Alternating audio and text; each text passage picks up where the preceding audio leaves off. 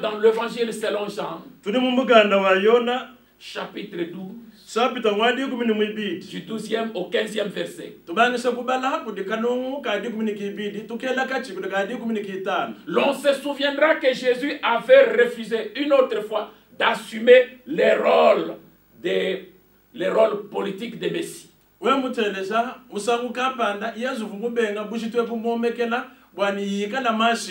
Là, nous sommes dans l'évangile selon Jean, chapitre 6, au verset 15.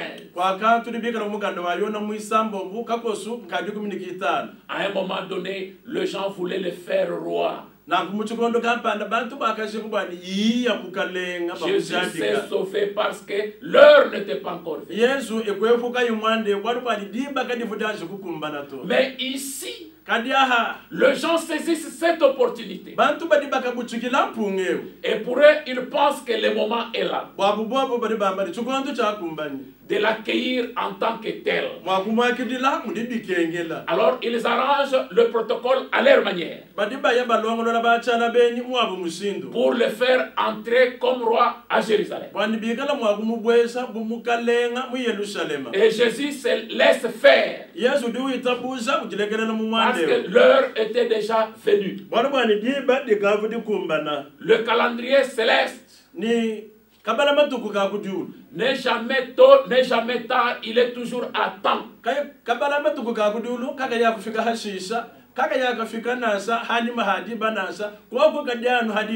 Le Dieu de la Bible est celui qui fait toutes choses bonnes en son temps.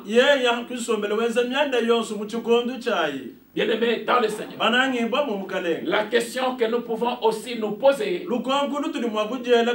est de savoir ces gens qui voulaient porter Jésus à Jérusalem,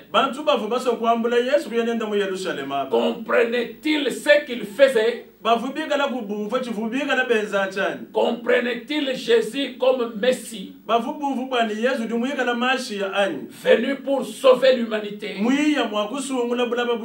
Ou pour eux, il était question d'un Messie politique venu pour les libérer de la domination romaine?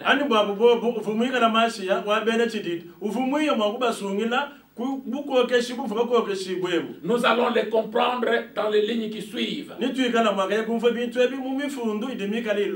Au verset 13, il y a quelque chose qui attire notre attention. On nous dit que les gens avaient pris des palmes d'entre les mains. Et en Israël, la palme signifiait beaucoup de choses à la fois. Premièrement, la palme signifiait la joie, la beauté et la force.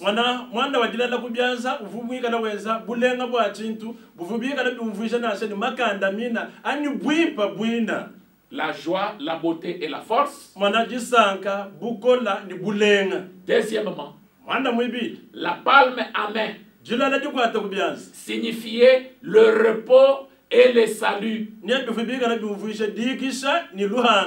Troisièmement, la palme à main signifiait la paix après une preuve. Lorsque quelqu'un passe par une preuve, il est agité, tourmenté. Quand l'épreuve est passée, il y a la paix qui succède à l'épreuve. On peut tenir la palme à main pour manifester cette paix. Quatrièmement, la palme était le symbole national, signifiant l'espoir fervent, annonçant l'arrivée d'un libérateur. Dans un cortège, palme à main, c'est pour aller accueillir un libérateur. Quelqu'un qu'on pense qu'il est homme solution aux problèmes que nous avons. Il est homme solution aux difficultés que nous avons. On part l'accueillir avec palme à main. C'est très significatif. Cinquièmement, palme signifiait en Judée à cette époque, c'était l'équivalent du drapeau national aujourd'hui.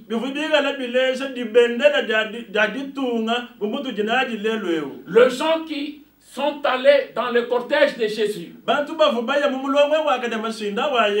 avaient palme à main. Au même moment, ils étaient en train de chanter. Ils étaient en train de célébrer. Ils étaient en train de louer Dieu. Ils disaient, Hosanna. Hosanna. Béni soit celui qui vient au nom du Seigneur. Le roi d'Israël. Il chantait avec vivacité. Il chantait à haute voix. Il chantait avec joie. Hosanna. Hosanna. Béni soit celui qui vient au nom du Seigneur, le roi d'Israël. Fidèles téléspectateurs, Hosanna signifie sauf donc. Sauf maintenant. Nous t'en prions. Hosanna. Je le répète, signifie sauf donc. Sauf maintenant. Nous t'en prions. Sauf maintenant. Bien-aimé, fidèles téléspectateurs, en unissant les deux significations, palme et Hosanna, il semble que la foule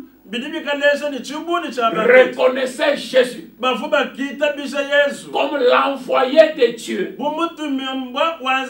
pour les sauver de la cruauté de la domination des Romains.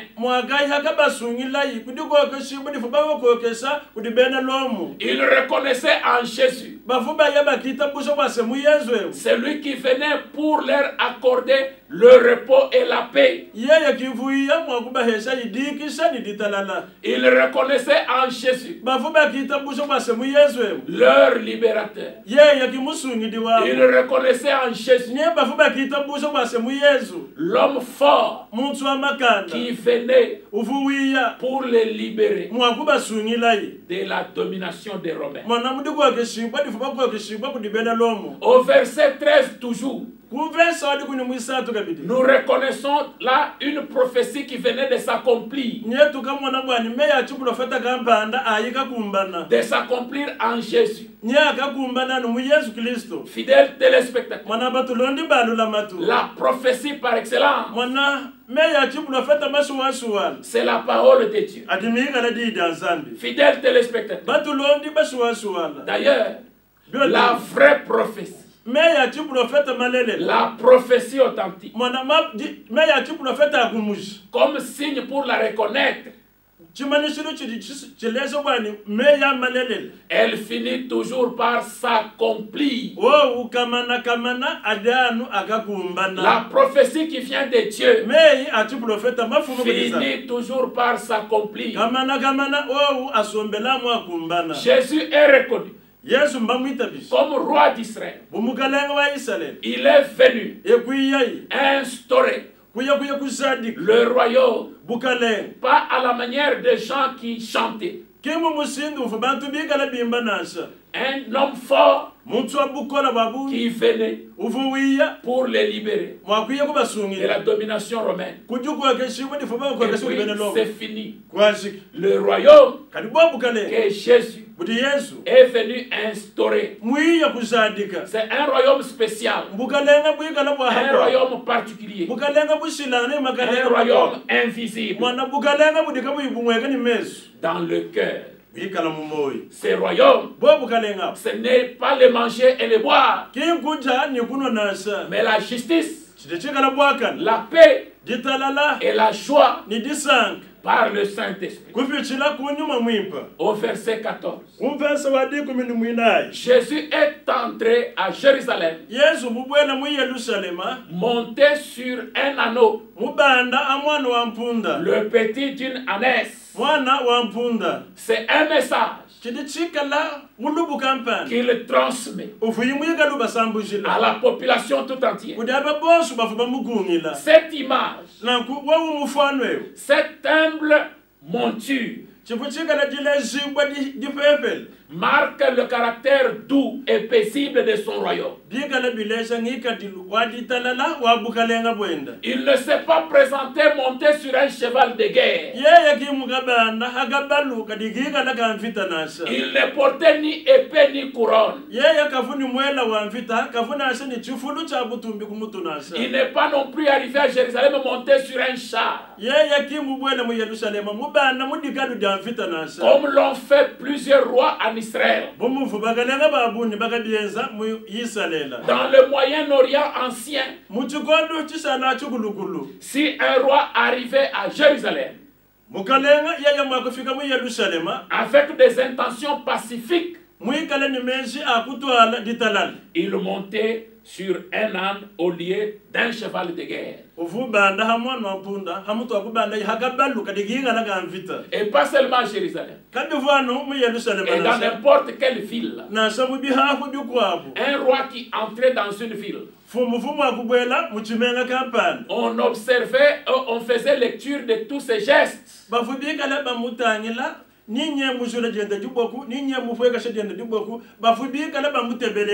S'il entrait sur un cheval, monté sur un cheval de guerre,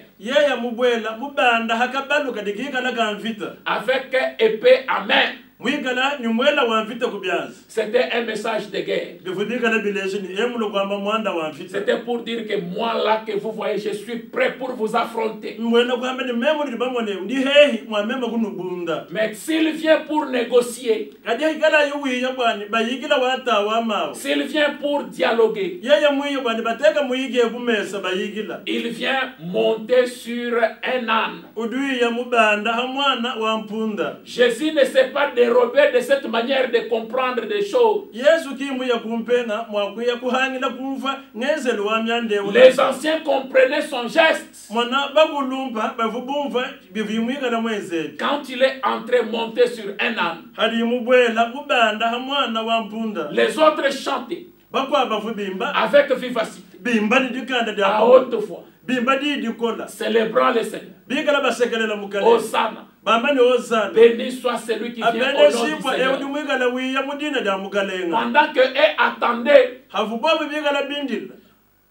quelqu'un, un homme fort, pour les sauver, dans la tête de Jésus, il y avait autre chose. Il y avait un royaume. Un royaume spécifique. Un royaume particulier. Un royaume invisible. Il allait commencer d'abord dans le cœur. Bien aimé dans le Seigneur, vous pouvez voir même aujourd'hui, quand il y a des manifestants sur la route, avec banderole à la tête, banderole de couleur blanche. Ça signifie la paix. Nous marchons pour la paix.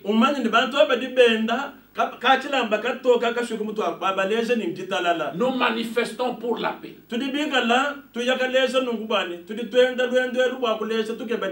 Nous sommes pour la paix.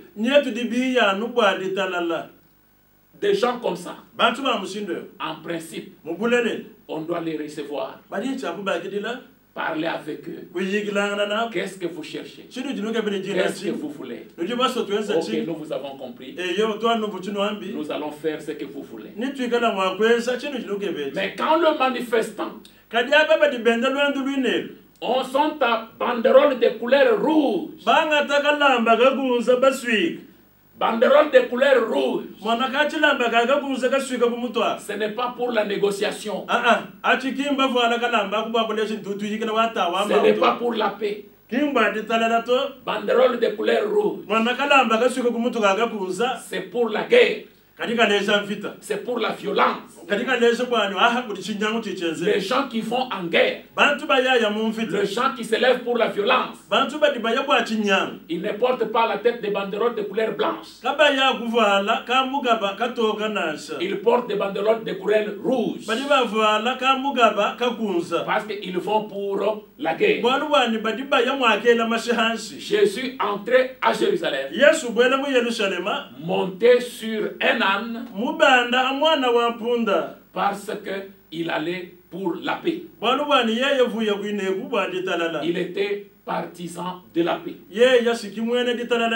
Il est partisan de la paix. Il sera toujours partisan de la paix. Il vous invite aujourd'hui à être aussi partisan de la paix. Bien-aimés dans le Seigneur, vous qui nous écoutez maintenant, partout où vous pouvez vous retrouver, désirez être partisan de la paix. Aujourd'hui, Jésus visible, il n'est plus. Jésus spirituel, oui, est là. C'est toi son ambassadeur. C'est toi son représentant. Dans ta famille, tu es représentant de Jésus. Dans ta maison, tu es représentant de Jésus. Dans ton environnement, tu es représentant de Jésus. Là où tu travailles, à l'université, au marché, dans ton église, tu es représentant de Jésus. Sois partisan de la paix. Sois celui, quand on te voit, on dit ici, même s'il y avait agitation, même s'il y avait trouble, quand on te voit, on se dit la paix est là. Il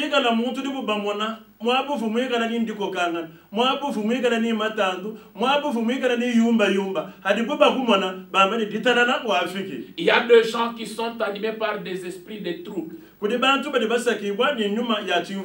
Ils sont ennemis de la paix. Quand ils arrivent quelque part,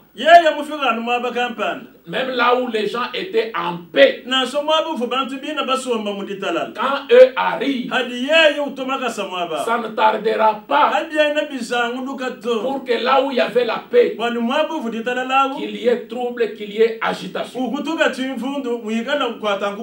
Il y a des gens qui sont même étiquetés et identifiés comme ça. Quand ils sont quelque part et qu'il y a des problèmes, on n'a même pas besoin de chercher qui est à la base, qui a commencé, qui a fait. Du fait qu'eux sont là, on dit seulement que tant que lui est là, il y aura toujours des problèmes.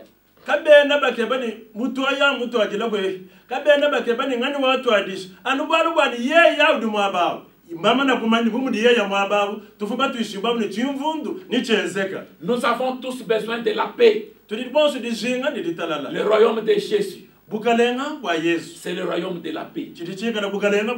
Soyons partisans de la paix. Soyons en paix avec nous-mêmes. Soyons en paix avec les autres. La Bible déclare: recherchez la paix avec tous et la sanctification, sans laquelle personne ne verra Dieu. C'est un ordre auquel obéir. Recherchez la paix avec tous et la sanctification, sans laquelle personne ne verra Dieu. Au verset 15, nous sommes en train d'atterrir maintenant. Nous voyons là-bas un ordre auquel obéir. Au même moment, un encouragement. Fille de Sion. Dans d'autres versions, fille de Jérusalem. C'est une expression poétique qui signifie habitants de Jérusalem.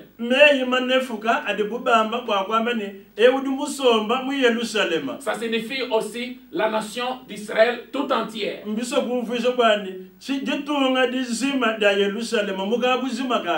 demande à la fille de Jérusalem de ne pas craindre.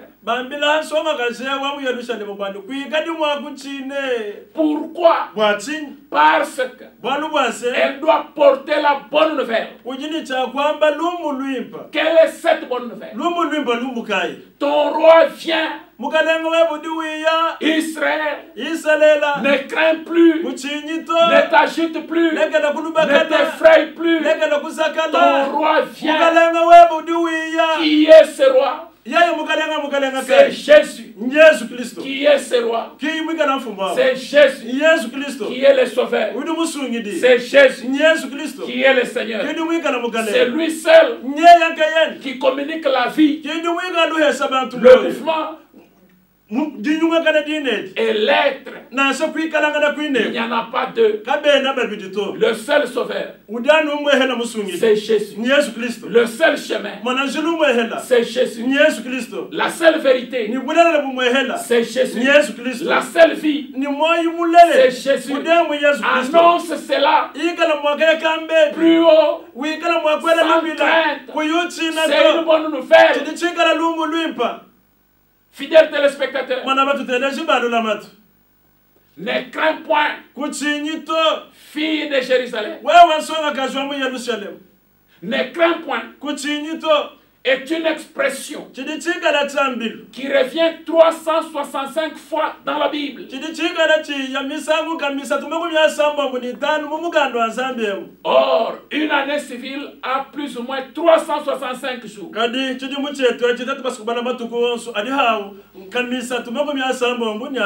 Donc, chaque jour, Dieu dit à son fils ou à sa fille, ne crains point. Même ce matin, toi qui nous écoutes, Dieu t'a déjà dit, ne crains point. Pourquoi? Parce que chaque jour qui commence avec ses réalités,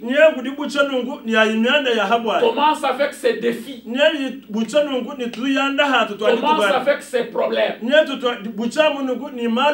commence avec ses combats,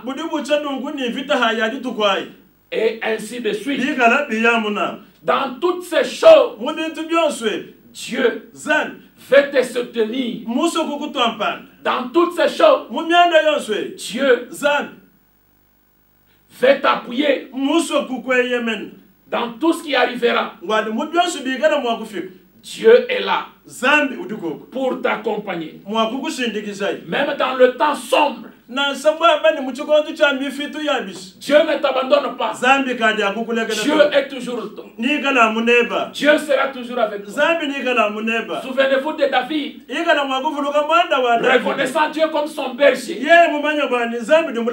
Il dit, quand je traverse la vallée de l'ombre de la mort, je ne crains aucun mal, car tu es avec moi. Dieu, c'est un berger prêt à donner sa vie pour toi. Dans la joie, il est avec toi. Dans le malheur, il est avec toi. Dans la situation que tu traverses maintenant, tu n'es pas seul. Dieu est avec toi. Le bon berger. Qu'est-ce qui te fait peur? Maintenant là, qu'est-ce qui te fait peur? Dans le passage que nous venons de lire, Dieu te dit, ne crains point. Qu'est-ce qui te fait peur? Quelle situation t'effraie? Est-ce le coronavirus? Ton lendemain? ou autre chose qui te fait peur, comment ça va être quand nous serons en confinement total, comment ça va se passer, nous allons vivre comment, la situation perdue, l'année académique ici sera-t-elle blanche, l'année scolaire sera-t-elle déclarée blanche dans le confinement? Est-ce qu'on va nous payer? Est-ce qu'on ne va pas nous payer? Comment nous allons vivre? Comment ça va se passer dans notre environnement ici? Il y a beaucoup de situations qui t'effrayent, qui te font peur. Au milieu de tout ça, Dieu te dit, ne crains point, ma soeur. Toi qui m'écoutes, ne crains point. Mon frère, toi qui m'écoutes, ne crains point. J'ouvre les parenthèses. Les gens ont tellement peur du coronavirus, plus que le péché.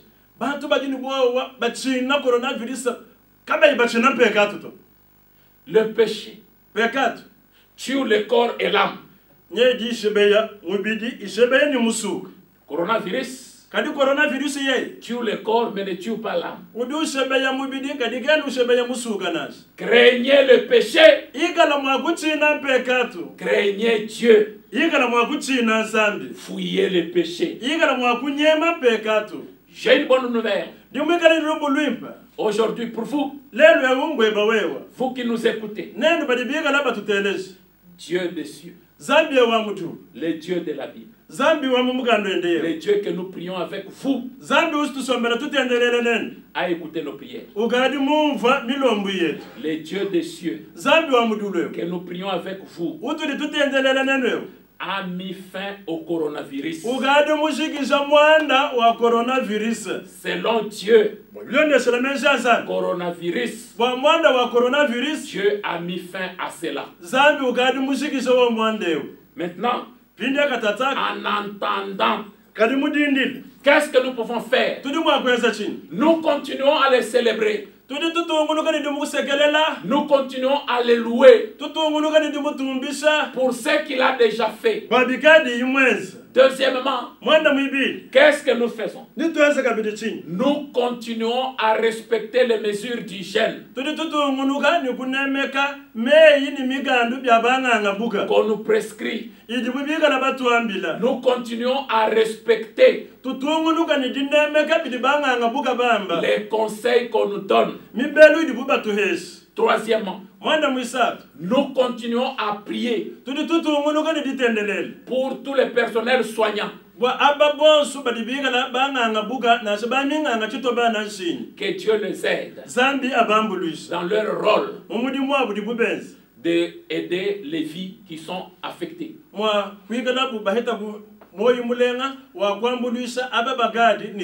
Ceux qui sont dans les recherches,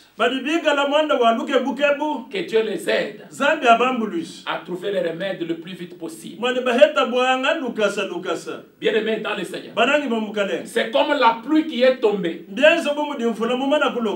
12h à 15h par exemple, et à 17h on remarque que les eaux coulent toujours dans les caniveaux, alors que la pluie s'est arrêtée depuis 15h. À 17h, les eaux coulent toujours. Autrement dit, je vais dire ceci. Les déluges sur la terre a duré 40 jours et 40 nuits.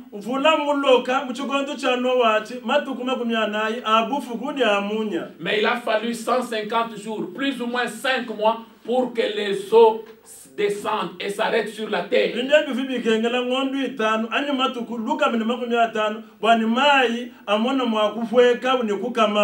Dieu a déjà décidé la fin du coronavirus.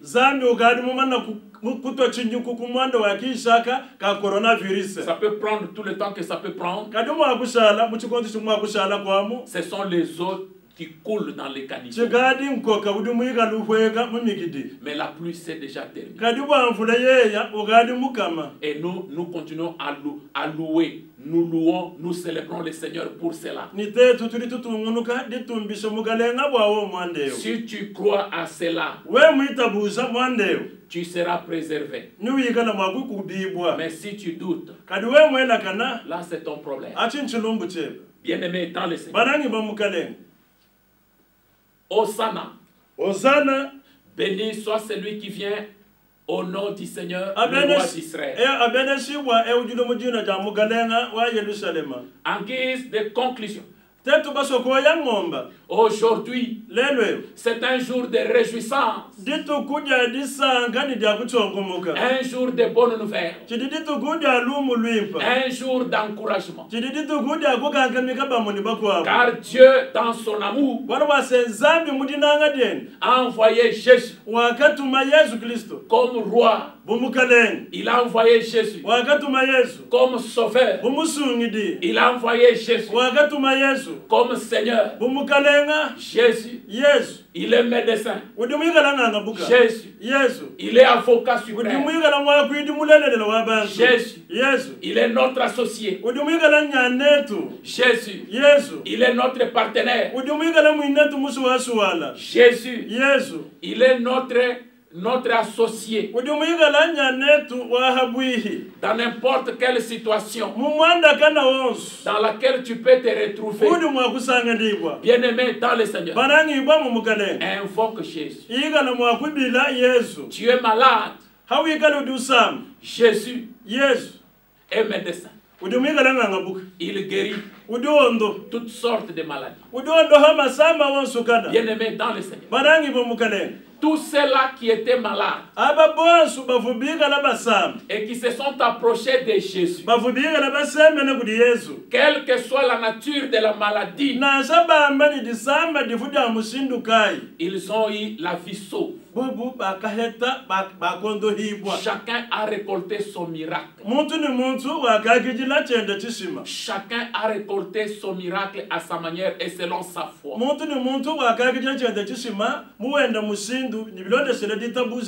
Je me rappelle de ces généraux qui étaient nés aveugles et qui a grandi aveugle. Le jour que Jésus a croisé, son statut a changé. Il a recouvré la vue.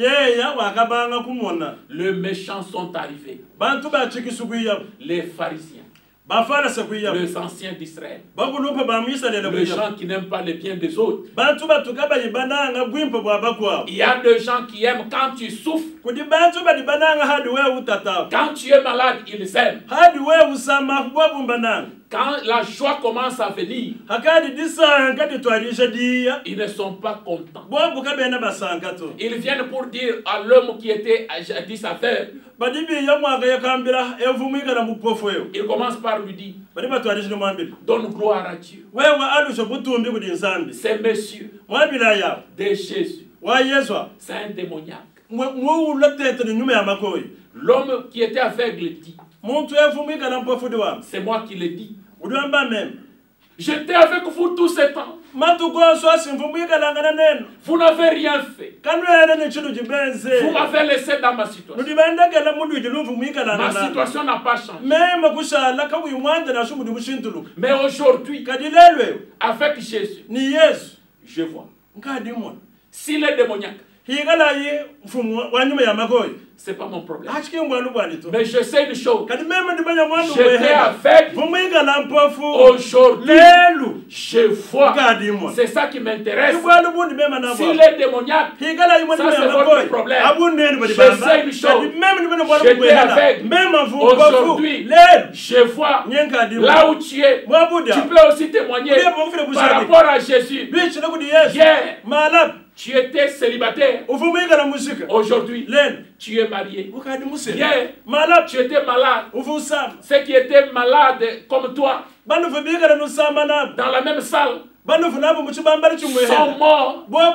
Mais toi, tu es en vie. Hier, j'étais malade.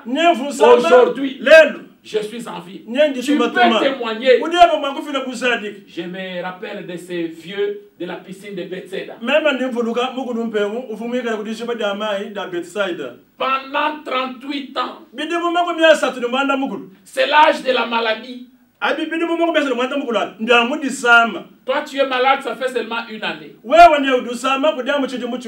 fait seulement 2 ans. Tu as parlé dans tous les sens, tu as murmuré, tu te lamentes, tu continues à te lamenter.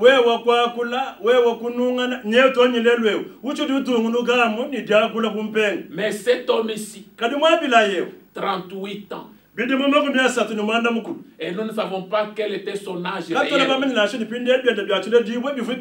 Si on prend son âge, ajouté à l'âge de la maladie, 38 ans, il devrait être au-delà de 50.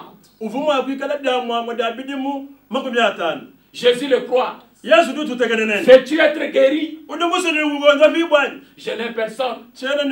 Quand l'ange descend pour agiter l'eau, quelqu'un tombe avant moi. Alors je reste. Jésus pose encore la question. Veux-tu être guéri? C'est comme maintenant là, Jésus te pose la même question. Le médecin t'ont dit, tu es allé dans tel centre et on t'a dit. Tu es allé dans telle formation, on t'a dit. Mais maintenant que tu es en train de nous suivre, je te pose la question comme celle que Jésus a posée à cet homme en ces temps. Veux-tu être guéri? Quand tu l'as dit oui,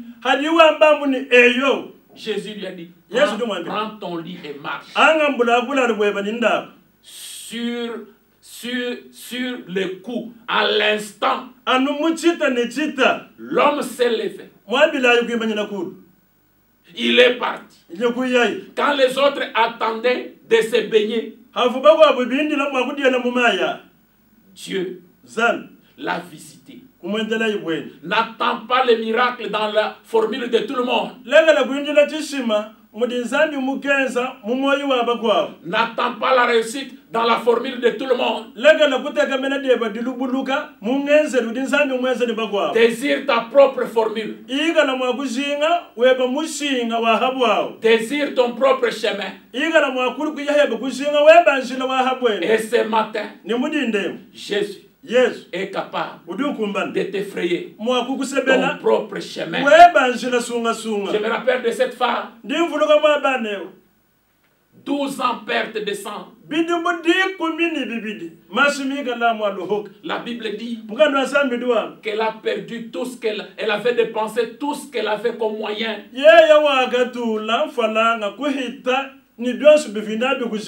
Elle a vu tous les gynécologues. Elle a vu tous les médecins. Elle a vu tous les spécialistes. Elle a vu tout ce qu'elle pouvait voir. Sans succès. Quand elle a entendu parler de Jésus, bien-aimé dans le Seigneur, elle s'est approchée. Elle s'est dit, si seulement je peux toucher le pan de sa robe, je serai guéri. Toi qui m'écoutes maintenant, la foi, c'est ce que toi-même tu confesses. La foi, c'est ce que toi-même tu déclares. Si tu crois à tes propres paroles, si tu crois à tes propres confessions, cela va t'arriver. Si je peux toucher. Elle n'était pas la première à toucher. D'autres avaient déjà touché. Et les autres touchaient comme ça. Mais elle voulait toucher avec objectif. Si je touche, je serai guéri. Quand elle a touché, à l'instant, guéri. Bien-aimé dans le Seigneur, Jésus, que nous t'annonçons aujourd'hui, il est réel, il est vivant. Ne crains point. Tu es dans quelle situation? Invoque Jésus. Appelle Jésus. Il est le meilleur avocat. Tu es dans une situation où tout le monde te condamne. Appelle Jésus. Qu'il te justifie. Tu es dans une situation où tu ne peux pas marcher seul. Les gens t'ont abandonné. Ils ont dit, tu ne peux pas réussir sans eux. Alors Jésus est là. Il veut être ton associé. Il veut être ton partenaire. Avec Jésus, tu réussiras. Pourquoi promener les regards inquiets?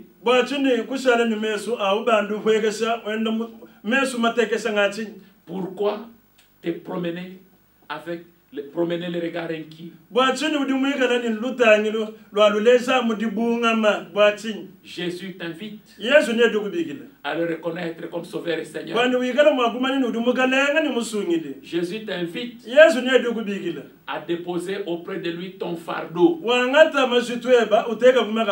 Lui-même dit, venez à moi, vous tous qui êtes fatigués et chargés, et je vous donnerai du repos. Pourquoi veux-tu transporter ces fardeaux toi-même? Laisse ces fardeaux aux pieds de Jésus. Ça me rappelle une illustration qu'un missionnaire nous a racontée il y a quelques années en arrière.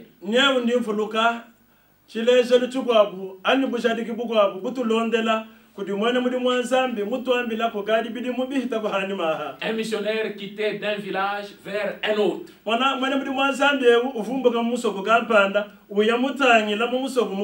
À bord de sa piquette. Alors, il croise une maman avec un gros sac de braise sur la tête.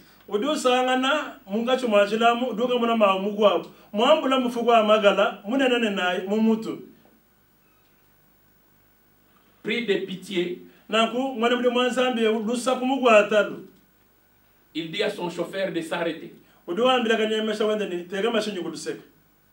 On a demandé à la maman de monter, question qu'on l'aide.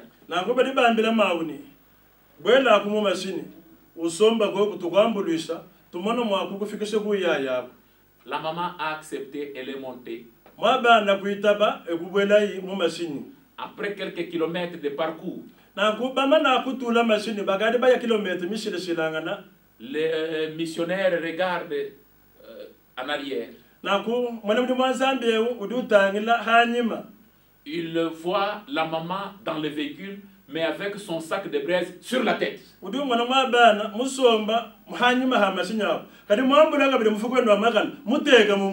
lieu de déposer le sac dans le véhicule, mais elle avait toujours son sac sur la tête.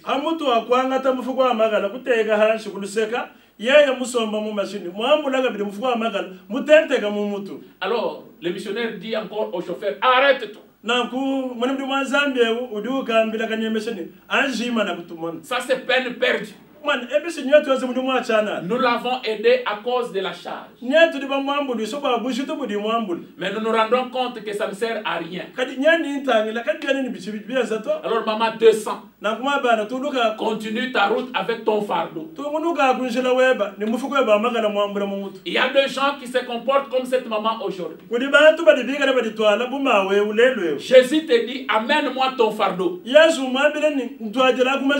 Amène-moi ton problème. Amène-moi ta situation. Mais ils veulent toujours marcher, prendre eux-mêmes leur propre situation, leur propre fardeau. Nous avons Jésus. Nous vous présentons Jésus, qui est tout pour nous.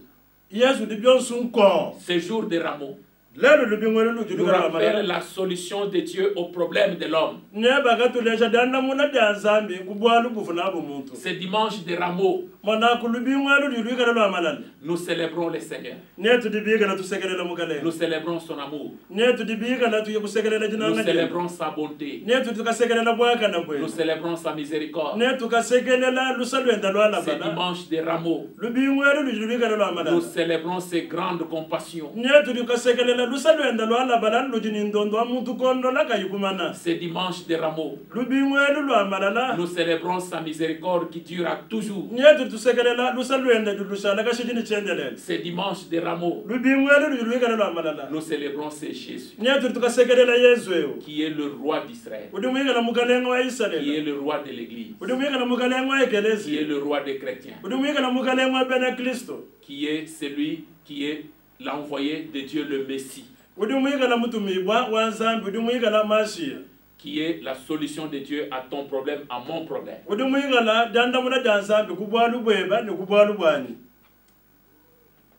Que Dieu bénisse sa parole. Nous prions. Seigneur Dieu, nous bénissons ton nom pour ton amour. Ton amour grand. Ton amour large et long. Ton amour profond, ton amour haut.